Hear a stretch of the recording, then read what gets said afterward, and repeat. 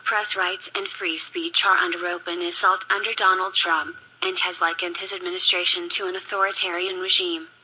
The former U.S. Secretary of State did not mince words in a lecture on freedom of speech in New York City on Sunday night.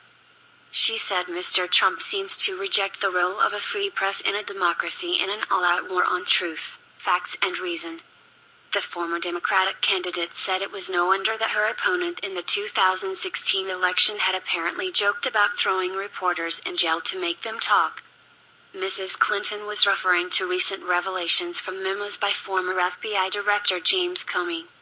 She told the PEN America World Voices Festival in Manhattan, "We are living through an all-out war on truth, facts and reason. When leaders deny things we can see with our own eyes, like the size of a crowd at the inauguration, when they refuse to accept settled science when it comes to urgent challenges like climate change, it is the beginning of the end of freedom, and that is not hyperbole. It's what authoritarian regimes through history have done." Mrs. Clinton, who was delivering the festival's Arthur Miller Freedom to Write lecture, began by discussing threats to press freedom and free speech around the globe, including in Vladimir Putin's Russia. But she soon turned her remarks to the United States under Mr. Trump, saying that such freedoms are in the most perilous position I've seen in my lifetime.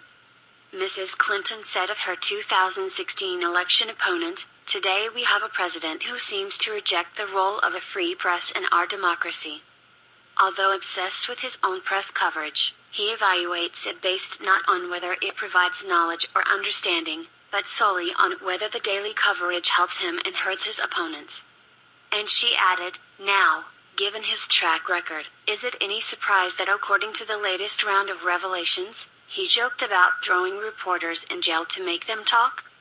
The reference to revelations from memos by former FBI Director James Comey was Clinton's only reference to Comey, who was sacked by Mr. Trump. Mrs. Clinton's remarks were followed by an onstage conversation with Nigerian-born novelist Chimamanda Ngozi Adichie, largely about the 2016 election.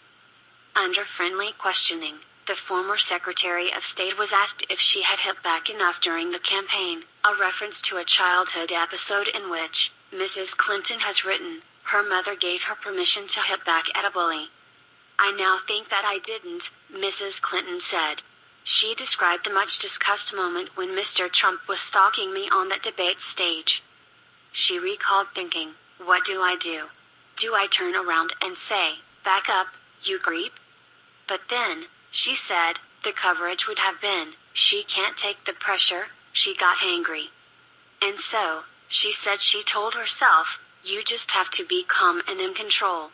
Because ultimately what the country wants is someone who is not blowing up in the Oval Office." "Well, you know that did not work out so well," she said, to laughter in the audience. Ms. Adichie expressed admiration for Mrs. Clinton but confessed to some disappointment that in her Twitter profile, she describes herself first as a wife, followed by mom, grandma and then her professional titles, ending with 2016 presidential candidate. The author said she would have preferred Mrs. Clinton begin with "should have been a damned good president." Mrs. Clinton spoke of the difficulty she had in finding a balance between one's personal roles and relationships and one's professional roles. "It shouldn't be either-or," she said, noting that she had long searched for the right mix. "But when you put it that way, I am going to change it," she said of her Twitter profile, to laughter and applause. As of Monday morning, she had not yet done so.